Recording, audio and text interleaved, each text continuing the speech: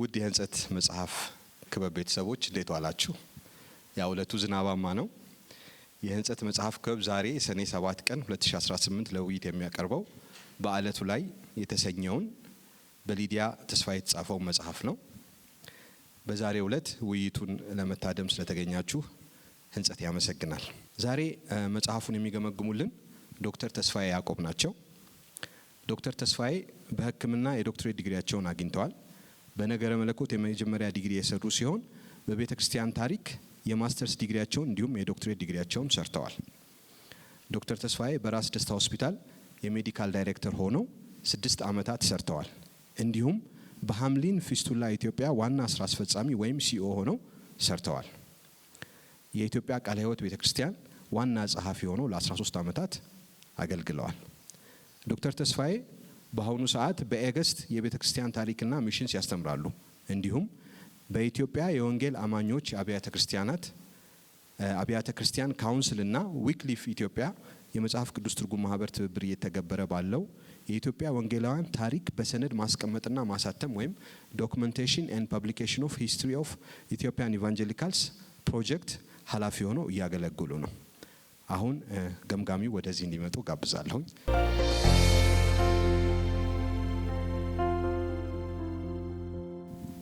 እንደምን ዋላችሁ?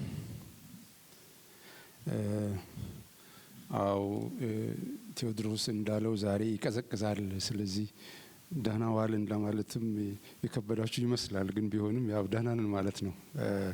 እግዚአብሔርን ስለዚህ ጊዜ አመሰግናለሁ። ደግሞም የህንጸት ክርስቲያናዊ ማህበር ይሄን እድል ስለሰጠኝ አመሰግናለሁ። እንዲሁም ጸሐፊዋን አመሰግናለሁ። በዚህ በጣም ጠቃሚ በሆነ ርዕስ ላይ ይህንን መጽሐፍ ስለጻፈች ነው እንግዲህ ይህን እድል ያገኘ ነው ለመገምገምም ለመናገርም ማለት ነው። ስለዚህ ለዚያ አመሰግናለሁ። ባለቤቷ አጠገቧ አለ። እሱንም ማመስገን የሚያስፈልግ ይመስለኛል። ያው ከሷ ጋር አብሮ እየዞረ አይቻለሁ ኢንተርቪው ለማድረግ ሲያመቻች። ስለዚህ ምስጋና የሚገባው እሱም ይመስለኛል። እሷም አመስግነዋለች በመጽሐፉ፣ እኔም አመሰግነዋለሁ።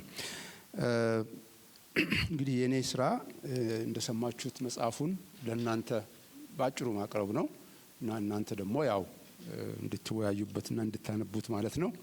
ይህ መጽሐፍ የተጻፈው በሊዲያ ተስፋዬ ነው።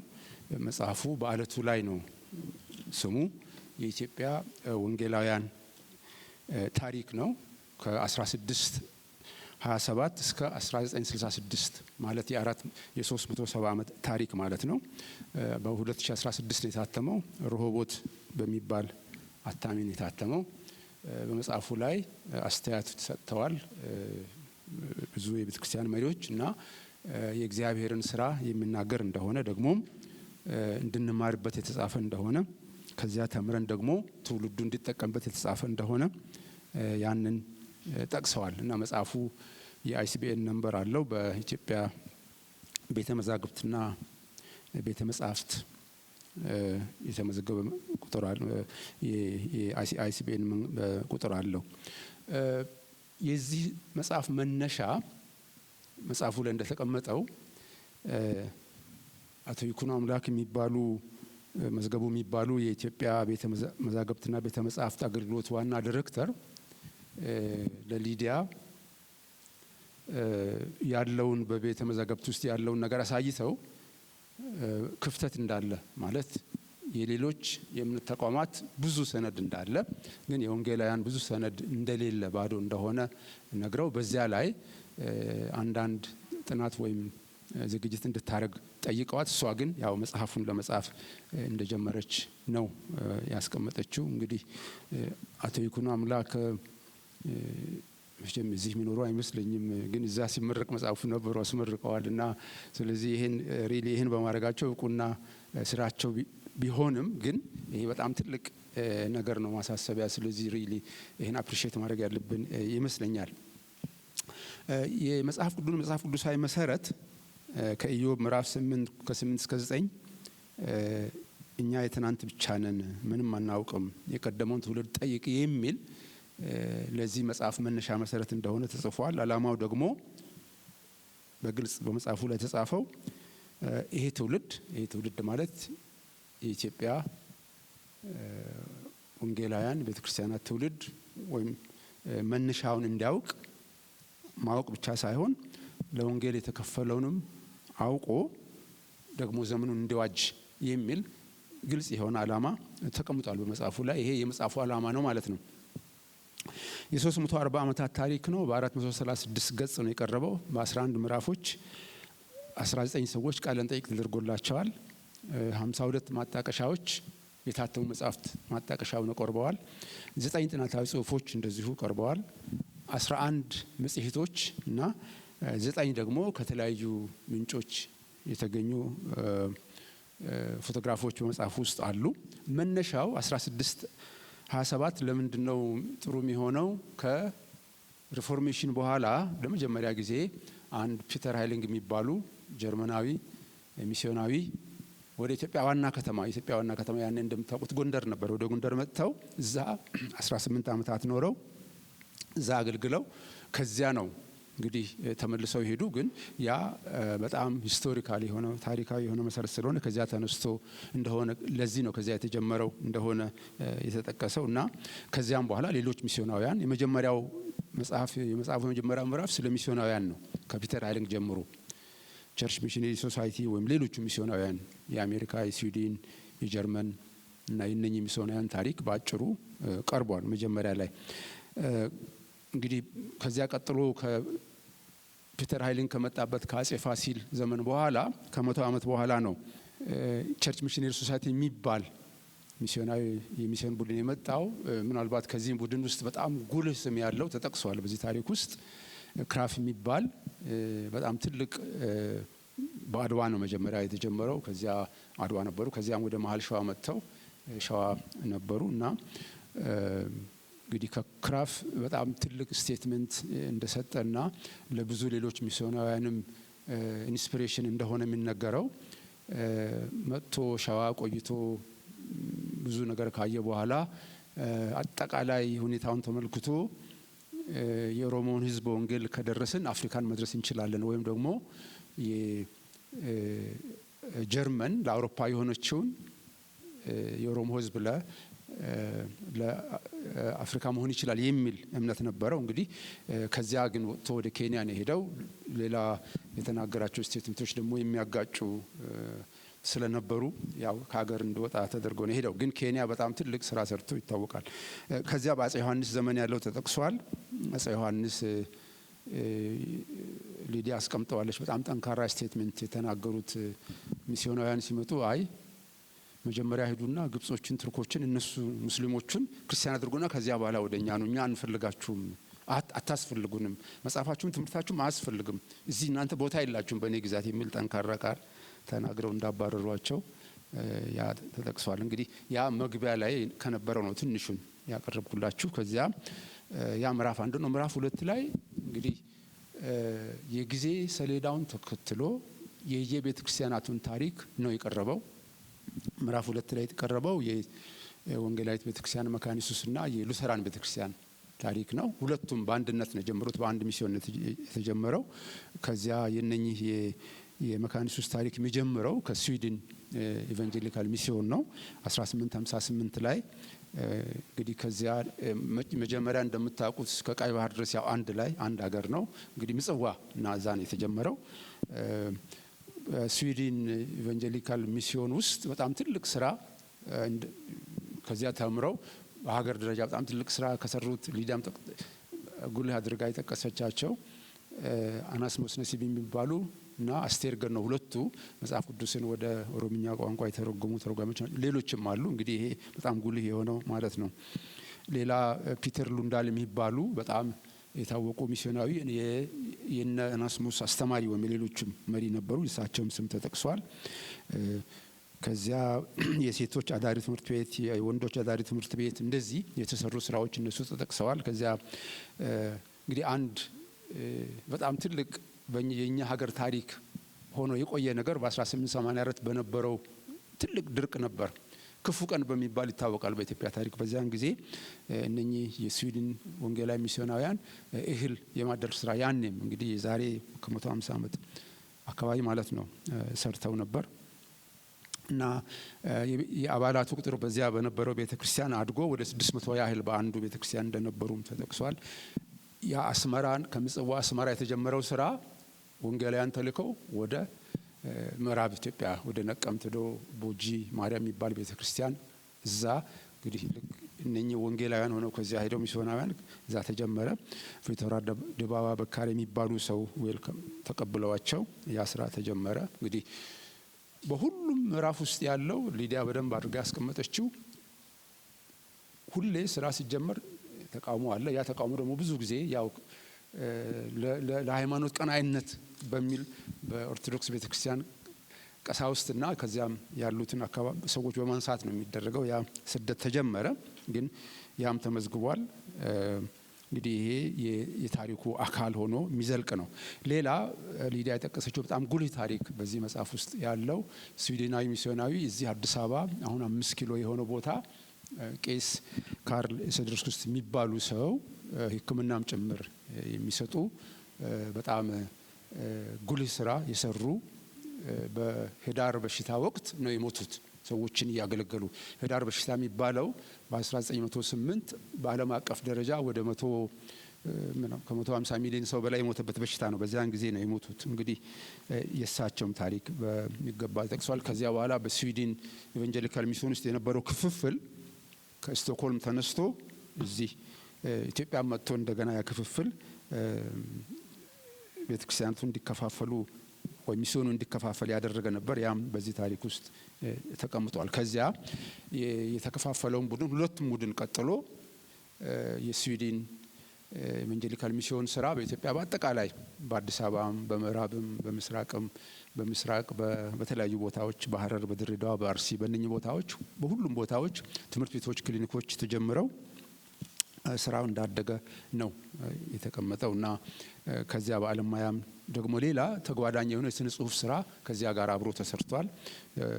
በስነ ጽሁፉ ሁልጊዜ ወንጌላትን መተርጎም ከዚያም ደግሞ ሙሉ መጽሐፍ ቅዱስን የመተርጎም ስራ ተጓዳኝ ሆኖ በተለያዩ ቡድኖች የተሰራ ስራ እንዳለ ተጠቅሷል።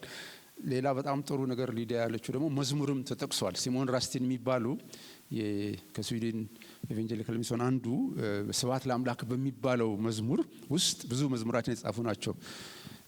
ስብሐት ለአምላክ የሚባለው መዝሙር ነጭ ጸጉር ያለን ሰዎች ድሮ በልጅነታችን የምንዘምረው መዝሙር ነው። እናንተ ጋር አልደረሰም እና በጣም አሁን ምናልባት አንድ መካነ ኢየሱስ ሱቅ ላይ ሊኖር ይችላል።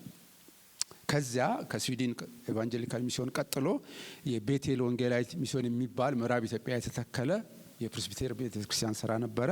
ያ ስራ ደግሞ የተጀመረው ከሱዳን ወደ ኢትዮጵያ በተሻገሩ ዶክተር ቶማስ ላምቤ በሚባሉ በአሜሪካ ፕሬስቢቴሪያን ሚስዮን መልእክተኛ ነበር እና በህዳር በሽታ ወቅት ራስ ብሩ የሚባሉ ሊዲያ እንዳስቀመጠችው ራስ ብሩ የሚባሉ የምኒልክ እህት ልጅ ትልቅ ባለስልጣን ነበሩ። እሳቸው ጋብዘዋቸው ያው በበሽታው ምክንያት ነው የተጋበዙት፣ ግን ሌላ ሐኪም አልነበረም። ከዚህ የሚያገኙት እርዳታ ስለሌለ ጋበዙና እዛ መጡ። ከዚያ የቤቴል ወንጌላዊት ቤተክርስቲያን የምትባለውን ማለት አሁን ትልቅ ቤተክርስቲያን ሆና በ1966 አካባቢ ነው ከመካነ ኢየሱስ ጋር የተቀላቀለችው እና አሁን ጽሕፈት ቤቱ እዚህ ጉለሌ ጋር አለ ቤቴል የሚልና ያ ቤተክርስቲያን እዛ ጀምሮ ነው የተተከለው። ከዚያ ከመካነ ኢየሱስ ጋር አንድ ላይ ሆነው መርጀር ፈጠሩ እና የመካነ ኢየሱስ ስራ እዚህ ላይ የተገለጸው። ከዚያ ቀጥሎ ብሔራዊ ቤተክርስቲያን መመስረት፣ ሚስዮኑን አንድ ላይ ማድረግ፣ ሴሚናሪ መክፈት፣ የምስራች ሬዲዮ የሚባል ሬዲዮ ቮይስ ኦፍ ዘ ጎስፐል እና ሌላ ደግሞ ደብረ ዘይት መንፈሳዊ ኮሌጅ የሚባል በጣም የታወቀ ትምህርት ቤት መክፈት፣ እነኚህ የመካነ ኢየሱስ ቤተክርስቲያን ታሪክ ሆነው ያሉ ናቸው። ከዚያ በተጨማሪ ሊዲያ የተወሰኑ ሰዎችን በመካነ ኢየሱስ ቤተክርስቲያን ታሪክ ጠቅሳለች፣ ቦታ ሰጥተዋቸው። የመጀመሪያዎቹን ፕሬዚዳንቶች አማኑኤል አብርሃም፣ አማኑኤል ወልደ ስላሴ እንደዚሁም ቄስ ጉድና ቱምሳን ተጠቅሰዋል። ከዚያ ማሚቴ ቡሽራና ወልደ ብሪ የሚባሉ ሰውና ሄራማና እነኚህ ሰዎች ደግሞ ከገጠር የመካነ ኢየሱስ ቤተክርስቲያን አባላት ሆነው የተጠቀሱ ናቸው። ምዕራፉ ሲያልቅ የመካነ ኢየሱስ ቤተክርስቲያን የእምነት አቋምና ከዚያ ደግሞ በሁሉም ምዕራፍ ውስጥ ሊዲያ የምታስቀምጠው ምንድነው የተማርነው የተረፈልን ምንድነው የሚል ክሮስ ሴክሽናል ሁሉም ቦታ አለ። ያ ተቀምጧል በመካነ ኢየሱስ መጨረሻ ማለት ነው። ከዚያ ቀጥሎ እንግዲህ ክሮኖሎጂካሊ በጊዜ ሰሌዳው የቃለ ሕይወት ቤተክርስቲያን ታሪክ ነው ያለው። የቃለ ሕይወት ቤተክርስቲያን ታሪክ ደግሞ ከቶማስ ላምቤ ነው የሚጀምረው። ቶማስ ላምቤ መጥተው በምዕራብ ኢትዮጵያ ቤቴል ቤተክርስቲያንን ከተከሉ በኋላ ከዚያ እዚህ 9 ዓመት ቆይተው ከዚያ ሚስዮን ሪዛይን አድርገው ነው ሌላ ሚስዮን መስርተው ወደ ደቡብ የሄዱት። ከኃይለ ሥላሴ ጋር በጣም የቅርብ ግንኙነት ነበራቸው። የብላቴን ጌታ ሂሩይ የሚባሉ የኃይለ ሥላሴ የውጭ ጉዳይ ሚኒስትር ደግሞ ትልቅ ድጋፍ ያደረጉ ነበሩ ያኔ። እሳቸው ሂሩይ በጣም ብዙ መጽሐፍት የጻፉ ሰው ናቸው። ያው የምታነቡ ስለሆነ እናንተ ታውቃላችሁ እና ብዙ መጽሐፍት የእሳቸውን ታገኛላችሁ። እና እንግዲህ ይሄ የቃለ ሕይወት ቤተክርስቲያን ታሪክ ከቶማስ ላምቤ ጀምሮ ሌሎች ደግሞ በዚያ ድርሻ የነበራቸው ሰዎች በደቡብ ኢትዮጵያም በምዕራብ ኢትዮጵያም አሉ። ያው ፈረንጆችም የአገሬው ሰዎችም እነኝህን ሊዲያ ጠቅሳለች። በደቡብ ኢትዮጵያ ብቻ ሳይሆን ደግሞ በ1920 ነው ታህሳስ ላይ ነው ላምቤ ያንን ቡድን ይዘው የመጡት። ግን በ1926 ደግሞ ወደ ሰሜን ኢትዮጵያ ሄደው በደብረ ማርቆስ የአይነ ስውራን ትምህርት ቤት፣ በላሊበላ ደግሞ ሆስፒታል የኤስአይኤም ሚስዮን ከፍቶ ስራው እየተሰራ ነበር። ከዚያ ላምቤ ሌላው የሚታወቁት አለርት ኤስአይኤም ጋር ሆነው እንግዲህ አለርትን የከፍቱ እሳቸው ናቸው። ሌላ ደግሞ ከዚያ በፊት ፕሬስቢቴሪያን ሚስዮን በነበሩ ጊዜ ዛሬ ናሽናል ሪሰርች ኢንስቲትዩት የምንለው ያኔ ላምቤ ሆስፒታል ወይም ተፈሪ ሆስፒታል ነበር የሚባለው። እዚህ ጳውሎስ ሆስፒታል አጠገብ ያለው የሪሰርች ሴንተር ትልቁ የሪሰርች ሴንተር ማለት ነው። እነኚህ ተጠቅሰዋል። ሌሎችም ሰዎች እንግዲህ በቃለ ሕይወት ቤተክርስቲያን ታሪክ ፕሬዚዳንቶች የነበሩ አባ ጎሌ፣ አቶ መርኪና፣ አቶ ሰብሮ እነኚህ ተጠቅሰዋል። ሌላ ስደት ደግሞ ክሮስ ሴክሽናሊ የተነሳው በተለያየ ቦታ ተጠቅሷል። ከዚያም ቤተክርስቲያኒቷ ስትደራጅ የወንጌል አማኞች አንድነት ማህበር መመስረቱ ተጽፏል። እንግዲህ ከዚያ ምዕራፍ 3 ላይ ደግሞ ሌሎች የተለያዩ እነሱ ከመምጣታቸው በፊት የመሰረተ ክርስቶስ ቤተክርስቲያን ታሪክ አለ። እንግዲህ በጊዜ ሰሌዳው የሚከተለው የመሰረተ ክርስቶስ ቤተክርስቲያን ታሪክ ነው። በ1937 ነው ሜኖናይት ሚስዮናውያን ወደ ኢትዮጵያ የመጡት። በ1938 ናዝሬት ስራ ጀመሩ። እነሱ ወደ ምስራቅ ነው የሄዱት በቀጥታ ናዝሬት፣ ከዚያ ቀጥሎ እስከ ጅጅጋ በተለያየ ቦታ ሆስፒታል፣ ትምህርት ቤት፣ ክሊኒክ እነኚህ ሁሉ የነሱ ስራዎች ናቸው። ደደር የሚባል ቦታ ሆስፒታል ነበረ። በደኖ ትምህርት ቤት ነበረ፣ የሴቶች አዳሪ ትምህርት ቤት፣ ክሊኒክ እነኚህ በእነሱ የተጀመሩ ስራዎች ናቸው። በድሬዳዋ ሌላ እንግዲህ ትልቁ የመሰረተ ክርስቶስ ቤተክርስቲያን ስራ ወይም የሜኖናይቶች ስራ የነበረው የባይብል አካዳሚ የሚባል ናዝሬት የነበረ ትልቅ ትምህርት ቤት ማለት አሁን ተወርሷል በደርግ ጊዜ። በሀገር አቀፍ ደረጃ እንግዲህ ትልቁ ወይም በጣም የተሻለ ትምህርት የነበረበት ቦታ ነበር የመጽሐፍ ቅዱስ አካዳሚ። በጃኖ የመጨረሻው ዓመታት በኋላ ተወርሷል። እንግዲህ ሌላው የመረውራን ትምህርት ቤት የሚባለው ሰበታ የነበረው እሱም በሜኖናይት ሚስዮን የተከፈተ ነው። የመሰረተ ክርስቶስ ቤተክርስቲያን ስም ደግሞ የወጣው መሰረተ ክርስቶስ የሚለው ስም ከሜኖናይት ብዙ ክርክር ተደርጎ የወጣው ንጉሴ አየለ በሚባሉ ሰው እሳቸውን ክሬዲቱ ለእሳቸውን የተሰጠው ሊዲያ ጠቅሰዋለች። ልክ ነው። የመካነ ኢየሱስ ቄስ ባድማ ያለው ናቸው መካነ ኢየሱስን ስም እሳቸው የኦርቶዶክስ ቤተክርስቲያን ሊቅ ናቸው። ንጉሴ አየለ ደግሞ የታሪክ መምህር ነበሩ አዲስ አበባ ዩኒቨርሲቲ። ከዚያ ደግሞ ወደ አሜሪካ ሄደው ካሊፎርኒያ ብዙ አመት ኖረው ሞተዋል። ቪኦኤ በጣም ፖፑላር በነበረበት በደርግ ጊዜ ፕሮፌሰር ንጉሴ አየለ የሚባል ሰው ምናልባት አንዳንዶቻችሁ ተካተላችሁ ሊሆን ይችላል። ያ ሰው ነው በጣም ቮካል የሆነ ያ ሰው ነው እንግዲህ ንጉሴ አየለ ያንን እዚህ ናዝሬት ስለነበረ። ሌላው የትልቁ አንዱ የመሰረተ ክርስቶስ ቤተክርስቲያን ወይም የግሎብ ስራ ደግሞ ስነ ጽሁፍ ሜኖ የሚባል ትምህርት ቤት በጃንሆይ ጊዜ ነበረ። ደርግ ወርሶት ኩራዝ አለው። ኢህአዴግ ደግሞ ወስዶ ሜጋ አለው። እንግዲህ ያ በመሰረተ ክርስቶስ የተጀመረ በሜኖናይት የተጀመረ መጽሐፍት ቤት ነው። እንግዲህ በጣም ያን ትልቁ መጽሐፍት ቤት ነበር ማለት ይቻላል። የመሰረተ ክርስቶስ ስራ በተጨማሪ በባህር ዳር፣ በአፋር በእነኚህ ቦታዎች ተጀምሯል። ሌላ በናዝሬት የሰማይ ብርሃን የሚባል የተማሪዎች ህብረት ነበር። የአጼ ገላውዴዎስ ትምህርት ቤት ተማሪዎች ህብረት በኋላ ወደ መርጅ አድርጓል ከመሰረተ ክርስቶስ ቤተክርስቲያን ጋር። ቀጥሎ ባለው ምዕራፍ ያለው ገነት ቤተክርስቲያን ነው።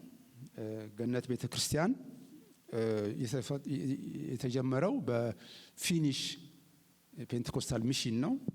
ሁለት ባልና ሚስት ሳንፈርድ ሜትሰን እና አናሊስ ሜትሰን የሚባሉ ሚስዮናውያን ናቸው ያንም ስራ የጀመሩት። እነሱ ጃንሆይ በስደት ላይ በነበሩበት ጊዜ እንግሊዝ ሀገር ጎብኝተዋቸው ከዚያ በኋላ ከስደት መልስ ደግሞ ያው ነጻነት ሲመለስ መጥተው ወልመራ የሚባል አካባቢ የደጃዝማች በልቻ ሳፎ መሬት ተሰጥቷቸው እዛ ነው ስራ የጀመሩት። ከዚያ ሕክምናም ትምህርት ቤት የወንድ ልጆች ማሳደጊያ እነኚህ ነገሮች ተሰርተው ከዚያ መርካቶ ደግሞ በጣም ቢዚ በሆነ ቦታ ልክ ከአውቶቡስ ተራ አጠገብ ነው ይሄ አንድ ሴንተር የጀመሩት። ያ ሴንተር ነው እንግዲህ ወደ አዲስ አበባ ገነት ቤተክርስቲያን ያደገው እና ሊዲያ እንደጠቀሰችው እዛ በጣም ትልቅ ስራ የሰሩ ሰዎችን እነኚህ ሰዎች አስተማሩ ማለት ከበደ ወልደ ማርያም፣ መለሶ ወጉ፣ ፋንታውን ገብሬ እነኚህ ስሞች በጣም ትልቅ አርጋው ኒዳ ትልቅ ስራ የሰሩ ሰዎች ናቸው። ለምሳሌ ከበደ ወልደ ማርያም ሙሉ ወንጌልን ሁሉን ነገር ጸሐፊ ነው፣ እሱ ነው እንትን ያደረገው። ያው መለሶ ወጉን ስለምታውቁ መጥቀስ አያስፈልግም። ፋንታውን ንጉሴ ሞቷል፣ ፋንታውን ገብሬ ሞቷል። እና እነኚህ ሰዎች እዛ እነኚህ ሚስዮናውያን ያስተማሯቸው ናቸው። እንግዲህ ከዚያ ተነስተው ነው ያ ስራ ወደ ከፋም ወደ ምዕራብ ኢትዮጵያ ወደ ተለያየ ቦታ ወደ አዋሳም የሄደው። ከዚያ ሄደው ነው ሊዲያ የጠቀሰችው በጣም ገላጭ የሆነ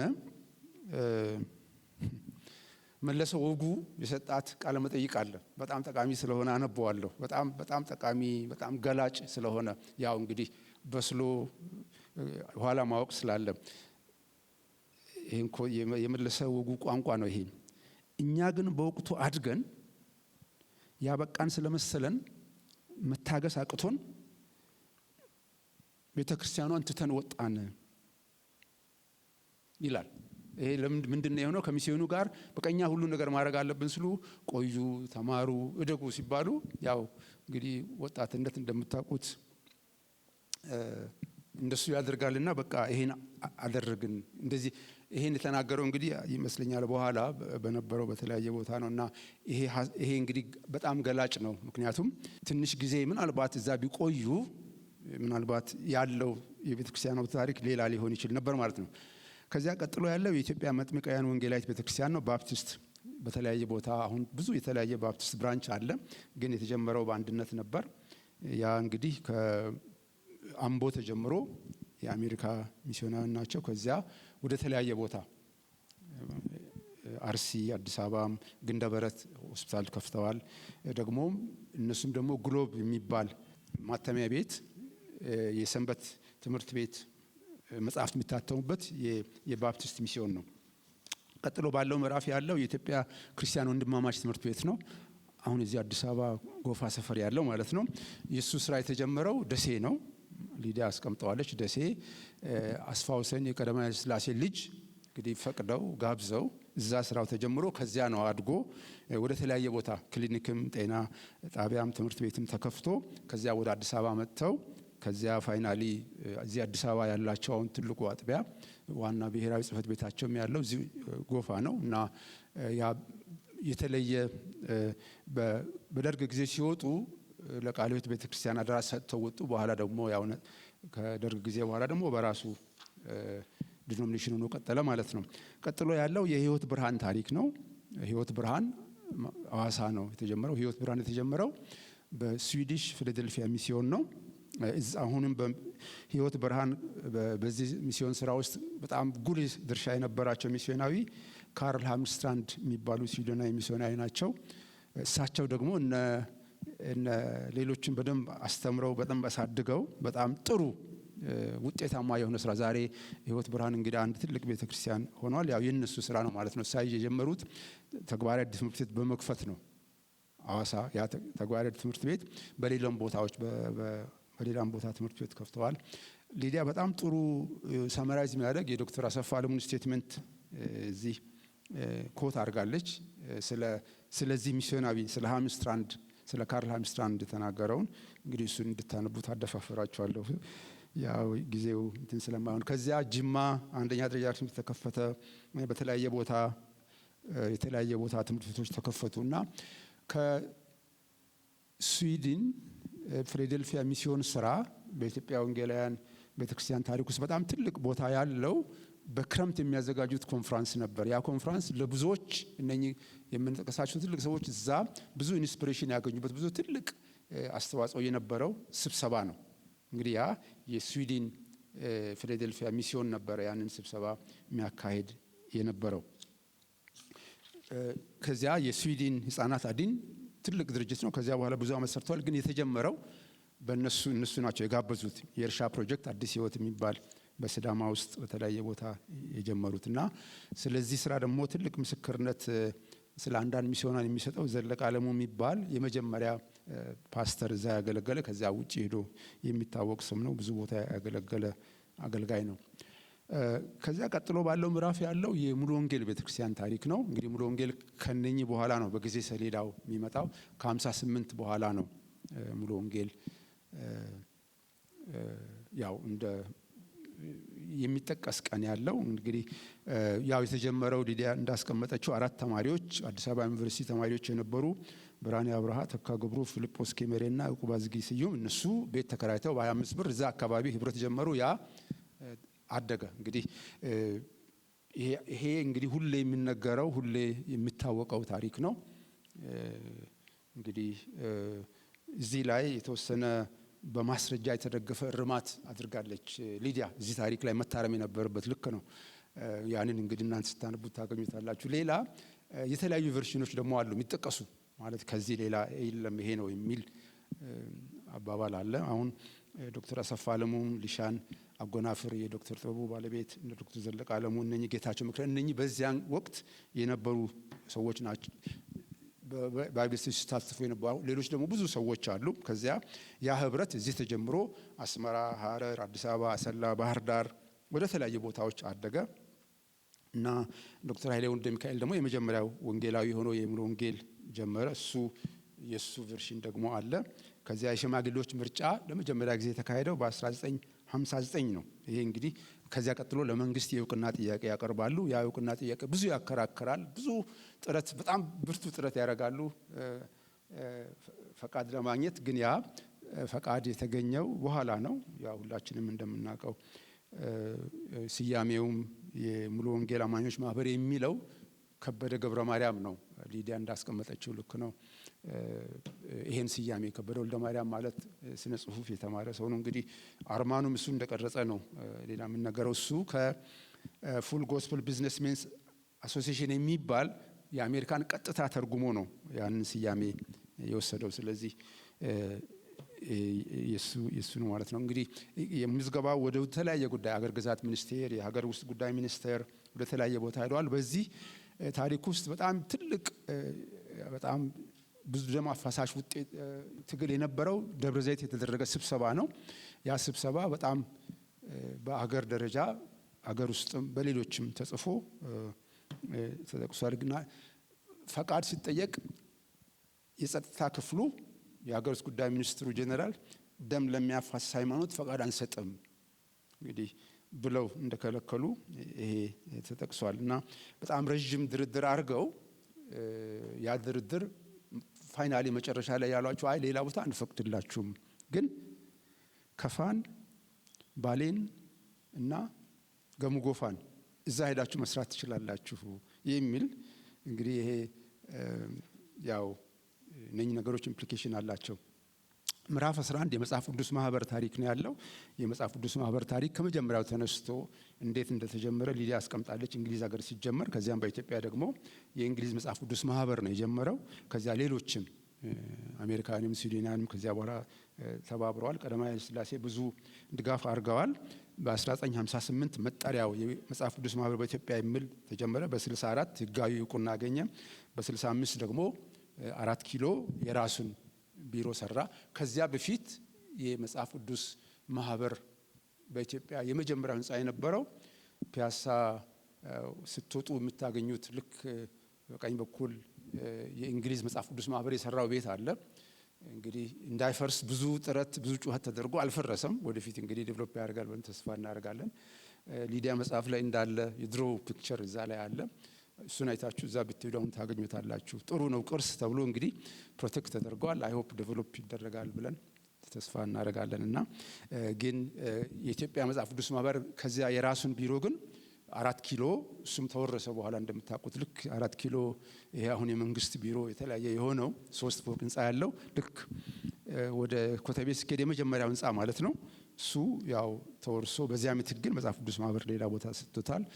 መጽሐፍ ቅዱስ ማህበር ጃንሆይ የበላይ ጠባቂ ሆነው ንጉሱ ግን አቶ አበበ ረታ ሊቀ ስልጣናት ሀብተ ማርያም፣ ዶክተር ጌታቸው ኃይሌ ከኦርቶዶክስ ቤተክርስቲያን፣ ከመካኒሱስ ደግሞ አቶ አማኑኤል አብርሃም፣ ዶክተር አማኑኤል ገብረስላሴ፣ ከቃለ ሕይወት ቤተክርስቲያን ደግሞ አቶ አዋዝ ወልደ ሚካኤል፣ ከሰራዊት ክርስቶስ ማህበር ደግሞ ሚስተር ሚካኤል ብሌር የሚባሉ ሰው እነኚህ የመጀመሪያዎቹ የቦርድ አባላት ነበሩ።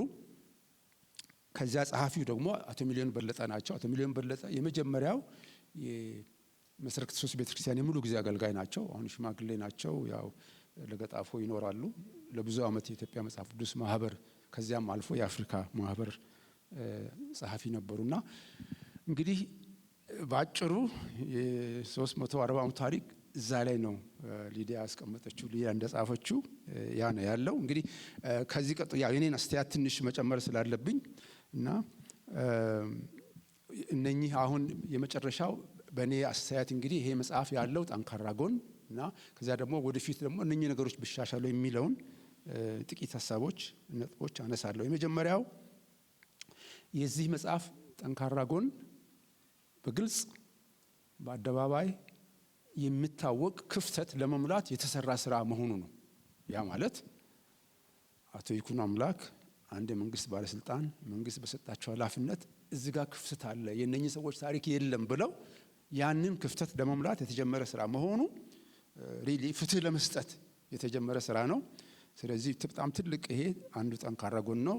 ሊዲያ ደግሞ ይሄንን በጣም በስሜት ይሄን በፓሽን ይሄንን መስራቷ ይሄ ጠንካራው ጎን ነው። ስለዚህ ለስራው ጸሐፊ ያላት ተነሳሽነት ይሄ ሌላው ትልቁ ጠንካራ ጎን ነው። ሌላው ነገሮችን በማስረጃ ለማስደገፍ ብዙ ጥረት በዚህ ጽሁፍ ውስጥ ታያላችሁ። ይሄ ሌላው ጠንካራ ጎን ነው። ሌላው በአንዳንድ ቦታ ደግሞ የአይን ምስክሮች